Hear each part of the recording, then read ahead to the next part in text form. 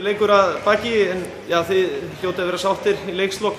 Já, mjög sáttir. Mjög erfitt að mæta nýliðum í fyrstu umferð og sérstaklega svona spræku FSU-lið. Þeir eru mjög sprækir og mjög bölvuð basli og bara mjög glaðir að hafa unnið þennan leik. Þið lentu nú vel undir í leiknum. Já, hvað kom til að þið náðu að koma einhvern tilbaka?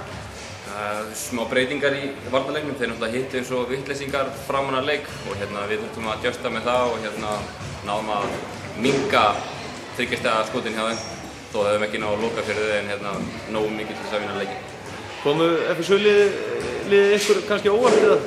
Nei, alls ekki. Ég hef aldrei séð að spila þennan hóp en ég var búinn að heyra af þeim mjög sprækum og maður náttúrulega bara kom inn í úlingaflokkum þegar Brynjar Karl var að þjálfa FSU og ef maður kom ekki tilbúinn þá var maður bara slátrað þannig að maður bara kom tilbúinn leið að maður labbaði inn í húsið og nei, alls kom okkur alls ekki óvart. Við vissum að þeir væru sprækir og þeir eru eftir að vera flottir í vetur. Með því samt þennan fyrsta leik, þá margt sem þið þurfið ekki að fara að lagfæra?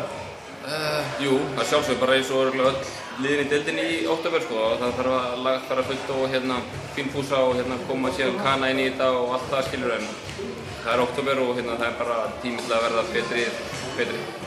Þið vinnið leikinn á loka sekúndum, já, það ekki hægt að biðja meiri skemmtun á körfuboltaleik?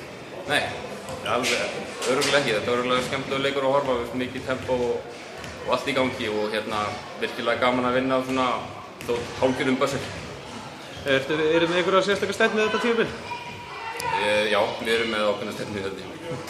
Sem leyndamál? Nei, alls ekki.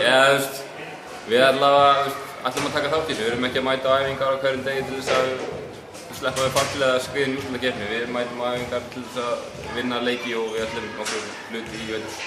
Best að það gefur gangið vel. Takk.